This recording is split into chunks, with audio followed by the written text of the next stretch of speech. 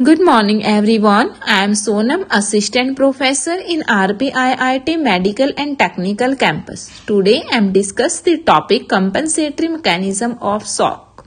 So first is posture. A patient in acute circulatory failure falls down. Patient should lie flat on the floor or in head down position to improve circulation toward heart. Means क्या है, हमारे पास एक shock का patient है तो हमें उसका posture कैसे रखना है, क्योंकि पेशेंट शॉक में है तो उसका क्या है, सर्कुलेटरी फेलियर होने की वजह से वो फॉल्स डाउन, नीचे पेशेंट गिर सकता है क्योंकि वो एकदम से कन्वर्जन आ सकता है, उसको अनकॉन्शियस हो सकता है जिसके रीजन से वो एकदम से गिर सकता है। इसलिए हमने क्या है, पेशेंट को लाई फ्लैट ऑन फ्लोर, ठीक है, फ्लोर पे रखना है या फ्लैट सरफेस पे रखना है और उसका जो हेड है वो डाउन होना चाहिए। पोजीशन डाउन किस लिए होना चाहिए, ताकि उसकी जो सर्कुलेशन है हार्ट की तरफ इंप्रूव हो सके। Contraction of skin vessels, contraction of arterioles and venules of the skin is usual to improve the blood supply. Application of heat to the skin should be avoided. Next, insensitivity. A much collapsed patient has little pain.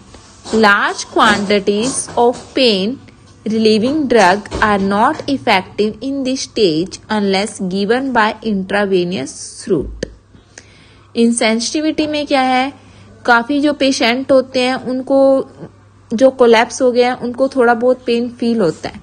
अगर किसी patients को ज्यादा pen हो रहा है तो हम large quantity में उसको क्या करते हैं, पेन रिलीविंग ड्रग्स देते हैं जो इफेक्टिव नहीं होती है। Urinary secretion, these are diminished to conserve fluid in the body, but it is also a sign that tissue perfusion is inadequate.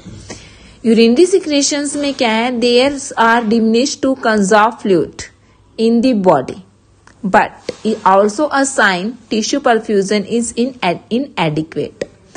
Heart rate accelerates.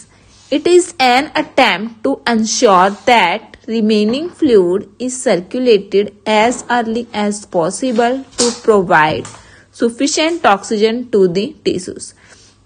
इसमें क्या है, हमें ये अटेम्प्ट करना चाहिए, ट्राई करना चाहिए कि जितना फ्लूइड हमारी बॉडी में है वो जल्दी से जल्दी क्या है पॉसिबल कर उसको सर्कुलेट कराना है, कि जितना फ्लूइड अंदर बचा है कि हम उसी को प्रॉपर वे सर्कुलेट करा के और जो हमारे टिश्यूज हैं उनको उसी फ्लूइड के जरिए हम सफिशिएंट वे में ऑक्सीजन प्रोवाइड करा सके ताकि उन टिश्यूज की डेथ ना हो।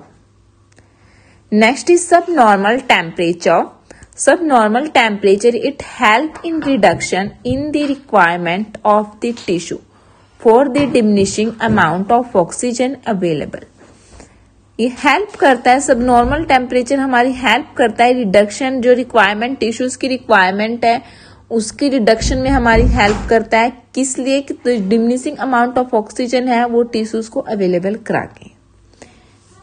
Thank you. These are the mechanisms of the shock.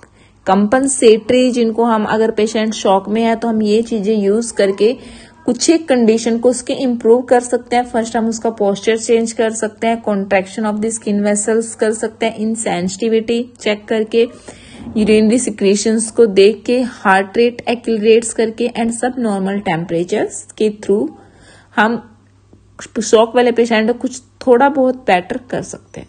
Thank you.